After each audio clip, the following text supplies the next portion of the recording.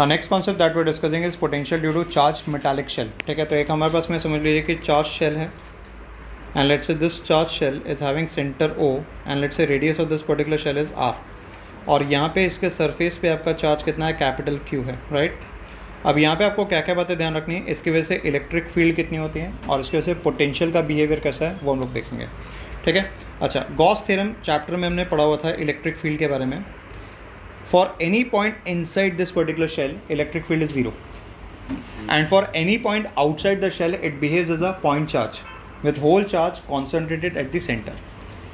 जब भी आप शेल के साथ डील करें ना, सबसे इंपॉर्टेंट चीज़ जो आपको ध्यान रखनी है, आपको हमेशा सारे डिस्टेंसेस सेंटर से ही लेने, कभी भी सरफेस से डिस्टेंस नहीं लेते हम लोग। Are we clear in this case? तो यहाँ पे पहले हम लोग प्लॉट करेंगे electric field on Y axis and distance from the centre on X axis.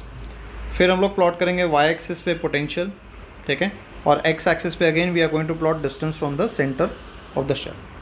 अब यहाँ पे अगर मैं एक लाइन नीचे खींचूँ तो ये कैसा हो जाएगा, ये लाइन पे क्या क्या मिलेगा मुझे, ये लाइन पे मिलेगा मुझे small R equal to capital R. ठीक है, यहाँ पे भी कितना मिलेगा, small R is equal to कितना आएगा, capital R. Are we clear in this case? हमने ये ऑलरेडी पढ़ चुके हैं। तो इसका ग्राफ कैसा आता है, इस तरह से नीचे उतरता है, और हमने पढ़ा था E outside it is equal to कितना आएगा, K times capital Q upon small R square, where K is what 1/4 epsilon not. तो यहाँ पे हम लोग सीधा स्पेसिफाई कर सकते हैं E outside is inversely proportional to r square. अच्छा, अब मुझे होता है ये किसकी तरह बिहेव कर रहा है, for any point outside it behaves as a point charge. तो यहाँ पे पोटेंशियल का आउटसाइड के लिए भी पोटेंशियल का फॉर्मूला पॉइंट चार्ज का रहेगा। क्या फॉर्मूला पॉइंट चार्ज का पोटेंशियल का, के क्यू बाय आर। क्या फॉर्मूला है, के क्यू बाय। तो आउटसाइड यहाँ पे कितना आएगा, potential at any point outside it is equal to कितना आएगा, K Q by R small R, where small R is the distance from the centre of the shell, and we can simply say potential at any point outside is inversely proportional to R। ठीक है, तो यहाँ पे graph अगर आप देखेंगे तो graph कैसा आएगा, इस तरह से आएगा, यस और नो। ठीक है, इसका कर्व काफ़ी स्टीप है, इसका कर्व काफ़ी ईज्ड आउट है, समझा यहाँ तक है। अच्छा, one more thing that you need to understand. अच्छा, for any point inside the shell electric field is, for any point inside the shell electric field is 0। और सरफेस के लिए हम लोगों ने पढ़ा था, अगर आपको याद होगा, सरफेस के लिए वैल्यू लिखवाया था मैंने आपको, small R has to be replace by capital R. तो यहाँ पे कितना आएगा, K Q by capital R square, yes और नो।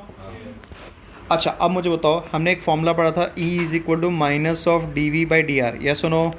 अगर E 0 हो गया तो I can write D V by D R equal to 0, आया ना। अच्छा, V का डिफ्रेंसिएशन 0 है, मतलब V कैसा वैल्यू है, कॉन्स्टेंट टर्म का डिफ्रेंसिएशन 0 होता है, कॉन्स्टेंट। मतलब अंदर शेल के अंदर में पोटेंशियल कैसा है, कॉन्स्टेंट एक वेरिएबल है, कॉन्स्टेंट। तो अगर आप यहाँ पे इसका ग्राफ प्लॉट करेंगे तो ग्राफ कैसा आएगा, यहाँ पे आपको ग्राफ ऐसा मिलेगा, ये बात आपको ध्यान रखना। तो यहाँ पे सॉलिड लाइन है, यहाँ पे डॉटेड लाइन थी, तो यहाँ पे वैल्यू एग्जिस्ट नहीं करती है, समझा मैंने क्या कहा। तो यहाँ पे आप स्पेसिफाई करेंगे potential inside the shell is same as potential on the surface of the shell and it is equal to कितना आएगा, K Q by capital R. Understood, clear है ये पार्ट, समझा। मतलब स्पेरिकल शेल के लिए inside the shell electric field is 0, but inside the shell potential is constant which is same as the potential at the surface. Are we clear?